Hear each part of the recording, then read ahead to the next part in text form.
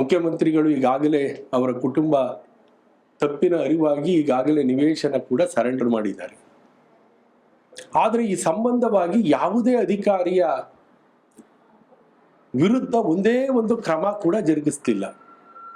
ಯಾಕೆಂದ್ರೆ ಅದು ಮುಖ್ಯಮಂತ್ರಿಗಳ ರಕ್ಷಣೆಗಾಗಿ ಮಾಡಿದಂಥದ್ದು ಅನ್ನೋದು ಬೇರೆ ಇರುವಂತ ವಿಚಾರ. ಇದೇನೇ ಇರಲಿ, ಈ 14 ನಿವೇಶನಗಳನ್ನ 5,000 ನಿವೇಶನ ನುಂಗ್ಬಿಡುತ್ತಲ್ಲ, 14 ನಿವೇಶನ, ಅದು ನಮ್ಮ ಆತಂಕ. ಇದುವರೆಗೆ ಅದರ ಬಗ್ಗೆ ಸದ್ದಿಲ್ಲ. ದೇಸಾಯಿ ಆಯೋಗದ ವರದಿ ಏನಾಯ್ತು ಗೊತ್ತಿಲ್ಲ. ಲೋಕಾಯುಕ್ತ ಕೊಟ್ಟಿರ್ತಕ್ಕಂಥ ಮಧ್ಯಂತರ ವರದಿ ಮೇಲೆ ಏನ್ ಆಕ್ಷನ್ ತಗೊಂಡಿದೆ ಅಂತ ಸರ್ಕಾರ ಹೇಳ್ತಾ ಇಲ್ಲ.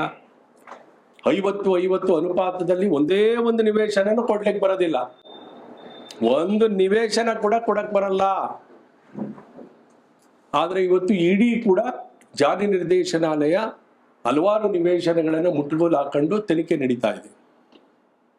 ಆದ್ರೆ ಇದುವರೆಗೆ ಎಷ್ಟು ನಿವೇಶನಗಳು ಈ ಪರಿಯಾಗಿ ಇವತ್ತು ಲೂಟಿಯಾಗಿದೆ ಅನ್ನುವಂಥ ಮಾಹಿತಿನ ಈಗ ಬಂದಿರುವಂತ ಅಭಿವೃದ್ಧಿ ಪ್ರಾಧಿಕಾರನಾರು ಹೇಳ್ಬೇಕಾಗಿತ್ತು. ಸರ್ಕಾರ ಅಂತೂ ಇದ್ರಲ್ಲಿ ಶಾಮೀಲಾಗಿದೆ, ನಗರಾಭಿವೃದ್ಧಿ ಇಲಾಖೆ. ನಾನು ಈಗಾಗಲೇ ಹಿಂದೆನೆ ಕಾರ್ಯದರ್ಶಿಗೆ ದೀಪಾ ಚೋಳನ್ ಅವರಿಗೆ ಪತ್ರ ಬರೆದಿದ್ದೆ, ಮುಖ್ಯ ಕಾರ್ಯದರ್ಶಿಗಳಿಗೂ ಪತ್ರ ಬರೆದಿದ್ದೆ. ನೀವು ಸರ್ಕಾರ ಏನ್ ಮಾಡ್ತಿದ್ದೀರಿ? ತನಿಖೆ ನಡೆಯೋದು ಒಂದ್ ಕಡೆ, ಆದ್ರೆ ನಗರಾಭಿವೃದ್ಧಿ ಸರ್ಕಾರದ ಆಸ್ತಿ ದರೋಡೆ ಆದ್ಮೇಲೆ ಅದು ವಾಪಸ್ ತರಬೇಕಲ್ಲ. ಅದು ವಾಪಸ್ ತರೋ ನಿಟ್ಟಿನಲ್ಲಿ ನಗರಾಭಿವೃದ್ಧಿ ಇಲಾಖೆ ಮತ್ತೆ ಈಗ ಅಭಿವೃದ್ಧಿ ಪ್ರಾಧಿಕಾರ ಯಾವ ಹೆಜ್ಜೆಗಳನ್ನ ಇಟ್ಟಿದೆ? ಎಷ್ಟು ನಿವೇಶನಗಳನ್ನ ಈ ರೀತಿಯಲ್ಲಿ ಲೂಟಿಯಾಗಿರೋದನ್ನ ನೀವು ನೋಟಿಫೈ ಮಾಡಿ ಜನಗಳಿಗೆ ನೀವು ಮಾಹಿತಿಗಳನ್ನ ಕೊಟ್ಟಿದ್ದೀರಿ? ನೋಡಿ, ನನ್ನ ಇಡೀ 50-50 ಅನುಪಾತದ ನಿವೇಶನಗಳನ್ನ ನೋಂದಣಿ ಮಾಡಬೇಡಿ ಅಂತೇಳಿ ಉಪನೋಂದಣಿ ಅಧಿಕಾರಿಗಳಿಗೆ ಪತ್ರ ಬರೆದಿದ್ದಾರೆ ಅಂತಿದೆ. ಆದ್ರೆ ಏನು ಇದ್ರಲ್ಲಿ ಆಶ್ಚರ್ಯ ಅಂದ್ರೆ, ಎಷ್ಟು ಚೆನ್ನಾಗಿ ಮೋಸ ಮಾಡಿದ್ದಾರೆ ಅಂದ್ರೆ, ಈ ಮಂಜೂರಾತಿ ಪತ್ರ ಕೊಡ್ಬೇಕಾದ್ರೆ 50-50 ಆಗ್ತಾರೆ ಆಗಿನ ಕಮಿಷನರ್ಗಳು. ಆ ಕ್ರಯ ಪತ್ರ ಕೊಡ್ಬೇಕಾದ್ರೆ ನಿಯಮ 1991 ಪ್ರೋತ್ಸಾಹದಾಯಕ ಯೋಜನೆ ಅಂತ ಹೇಳ್ತಾರೆ. ಇದನ್ನ ಬೇಕಾದ್ರೆ ಸಬ್ ರಿಜಿಸ್ಟ್ರಾರ್ಗಳು ಯೂಸ್ ಮಾಡಿ ಇನ್ನೊಬ್ರು ರಿಜಿಸ್ಟರ್ ಮಾಡ್ಬಿಡ್ಬೋದು. ಯಾಕೆ ಇಲ್ಲ 50-50 ಅನುಪಾತದ ನಿಯಮ ಇಲ್ಲ. 50-50 ಅನುಪಾತದ ನಿಯಮ 2009 ಮತ್ತೆ 2015. ಆದ್ದರಿಂದ ಸಾರ್ವಜನಿಕರು ಮೋಸ ಹೋಗದ ರೀತಿಯಲ್ಲಿ ಈ ಕೂಡಲೇ ಮೈಸೂರು ಅಭಿವೃದ್ಧಿ ಪ್ರಾಧಿಕಾರ ಸ್ವತಃ ಜಿಲ್ಲಾಧಿಕಾರಿಗಳ ಅಧ್ಯಕ್ಷರಾಗಿದ್ದಾರೆ, ಬಹಳ ಜವಾಬ್ದಾರಿಯಿಂದ ಸಾರ್ವಜನಿಕರಿಗೆ ಮಾಹಿತಿಯನ್ನ ನೋಟಿಫಿಕೇಶನ್ ಮಾಡೋ ಮೂಲಕ ಕೊಡಬೇಕು.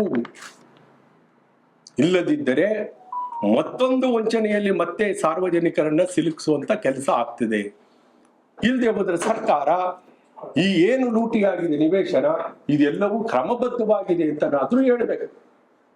ಅಂದರೆ ಇವರ ನಡವಳಿಕೆ ನೋಡ್ತಾ ಇದ್ರೆ ಎಲ್ಲೋ ಒಂದು ಕಡೆ ಹಗರಣವನ್ನ ಸಂಪೂರ್ಣವಾಗಿ ಮುಚ್ಚಿ ಹಾಕಿ ಈ ಲೂಟಿಕೋರತನವಾದಂತ ಯಾವ ಮೈಸೂರಿನ ಸೂರು ರೈತರಿಗೆ, ವಸತಿ ರೈತರಿಗೆ ಸಿಗಬೇಕಾಗಿತ್ತೋ ಆ ನಿವೇಶನಗಳು ಏನು ದರೋಡೆ ಆಯ್ತು, ಈ ರಾಜ್ಯ ಕಂಡ ಬಹುದೊಡ್ಡ ಹಗರಣ ಮುಚ್ಚಿ ಹೋಗುವಂತ, ತನಿಖೆ ಹಳ್ಳ ಹಿಡಿಯುವಂತ ಸ್ಪಷ್ಟ ಸೂಚನೆಗಳು ಗೋಚರ ಆಗ್ತಾ ಇದೆ. ಇದನ್ನು ಯಾವುದೇ ಕಾರಣಕ್ಕೂ ನಾವು ಬಿಡುವ ಪ್ರಶ್ನೆ ಇಲ್ಲ.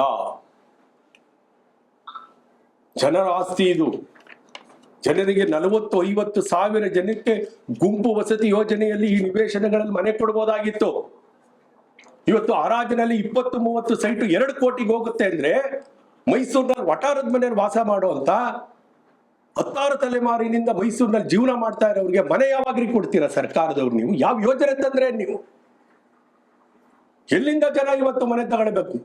ಮಾಧ್ಯಮದವರು ಕೂಡ ನಾನು ಕೇಳ್ದೆ, ಎಷ್ಟು ಇವತ್ತು ಕಷ್ಟಪಟ್ಟು ಒಂದು ಸೊಸೈಟಿ ಮೂಲಕ ನಿವೇಶನಗಳು ತಗೊಂಡಿದ್ದೆ ಉಳಿಸ್ಕೊಳಕ್ಕಾಗಿಲ್ಲ. ಎಷ್ಟೋ ಜನ ತಗೊಳಕ್ ಆಗದೇ ಇಲ್ಲ. ಲಂಚ ಬರದಿರುವ ಸರ್ಕಾರಿ ನೌಕರ ಕೂಡ ಇವತ್ತಿನ ಬೆಲೆಯಲ್ಲಿ ಒಂದು ನಿವೇಶನವನ್ನ ಕೊಡ್ಲಿಕ್ಕಾಗಲ್ಲ.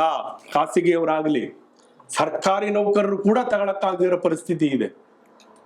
ಅದು ಯಾವುದೋ ಒಂದು ಸೊಸೈಟಿ ಇದೆ, ಅವರು ಇದು ವಿಷಯ ಆತರ ಆಗ್ಬಾರ್ದು. ಪಾಪ ಸಾವಿರಾರು ಜನ ಕಟ್ಕೊಂಡಿದ್ದಾರೆ, ರಿಟೈರ್ಡ್ ಆದ್ರೂ ನಿವೇಶನ ಸಿಕ್ಕಿಲ್ಲ ಅವ್ರಿಗೆ, ಆ ಗೌರ್ಮೆಂಟ್ ಹೌಸಿಂಗ್ ಸೊಸೈಟಿನಲ್ಲಿ. ಹಾ ಈ ಮೂಡಾಯಿಂದ ಅಂತೂ ಮುಚ್ಚೆ ಹೋಯ್ತು. ಆರ್ ಟಿ ನಗರ ಆದ್ಮೇಲೆ ಸೈಟೇ ಕೊಟ್ಟಿಲ್ಲ. ನೀವು ವಸತಿ ಮೈಸೂರಿನ ಬಡವರ ನಿವೇಶನ ರಹಿತರಿಗೆ ನಿವೇಶನ ಸೂರು ಒದಗಿಸುವುದು ಯಾವಾಗ ಅನ್ನುವುದನ್ನ ನಿಮ್ಮ ತವರು ಜಿಲ್ಲೆಯ ಮುಖ್ಯಮಂತ್ರಿ ಸಿದ್ದರಾಮಯ್ಯನವರೇ ನೀವು ಉತ್ತರ ಕೊಡಿ. ಇಡೀ ಮೂಡ ಹಗರಣ ನೀವು ಅಧಿಕಾರಕ್ಕೆ ಬಂದ ನಂತರ ನಿಮ್ಮ 14 ನಿವೇಶನಗಳ ಹತ್ತನೇ ಗಿರ್ಕಿ ಹೊಡೆದು ಬರೀ ಅದರ ರಕ್ಷಣೆ ಮಾಡಕ್ ಹೋಗಿ ಮೈಸೂರು ನಗರದ 5,000ಕ್ಕೂ ಹೆಚ್ಚು ನಿವೇಶನಗಳು ಯಾರ್ಯಾರ್ದೋ ಪಾಲಾಗೋಗಿದೆ. ಏನ್ ಕ್ರಮ ತೆಗೆದುಕೊಂಡ್ರೆ ನೀವು? ಇದೇನಾದ್ರೂ ನೀವು ಹಗುರವಾಗಿ ತೆಗೆದುಕೊಂಡ್ರೆ ಈ ನೆಲದ ಕಾನೂನು ಬಿಗಿ ಇದೆ. ಇವತ್ತು ಸರ್ವೋಚ್ಚ ನ್ಯಾಯಾಲಯಗಳು ಕೊಡ್ತಾ ಇರೋ ತೀರ್ಪು ನೋಡಿದ್ರೆ ನೀವು ಎಚ್ಚೆತ್ಕೊಳ್ಬೇಕಾಗ್ತದೆ. ಒಂದು ವೇಳೆ ಸರ್ಕಾರ ಈ ನಿಟ್ಟಿನಲ್ಲಿ ಸರಿಯಾದ ಕ್ರಮವನ್ನು ತೆಗೆದುಕೊಂಡು ಇವತ್ತು ಲೂಟಿಕೋರತನ ಆಗಿದೆ, ಆ ನಿವೇಶನಗಳನ್ನ ವಾಪಸ್ ನೀವೇಗೂ ಸರೆಂಡರ್ ಮಾಡಿದ್ದೀರಿ, ಬೇರೆಯವರು ಸರೆಂಡರ್ ಮಾಡಿಸಿ ಇಲ್ಲ ವಾಪಸ್ ತೆಗೆದುಕೊಳ್ಳಿ, ನೋಟಿಫಿಕೇಶನ್ ಮೂಲಕ ರದ್ದು ಮಾಡದೆ ಹೋದ್ರೆ ನಾವು ಸಾರ್ವಜನಿಕ ಹಿತಾಸಕ್ತಿ ಅರ್ಜಿಯನ್ನ ಉಚ್ಚ ನ್ಯಾಯಾಲಯದಲ್ಲಿ ಸಲ್ಲಿಸಬೇಕಾಗ್ತದೆ ಅಂತಕ್ಕಂಥದ್ದನ್ನ ಮಾಧ್ಯಮದ ಮೂಲಕ ಹೇಳಲಿಕ್ಕೆ ಬಯಸ್ತೀನಿ.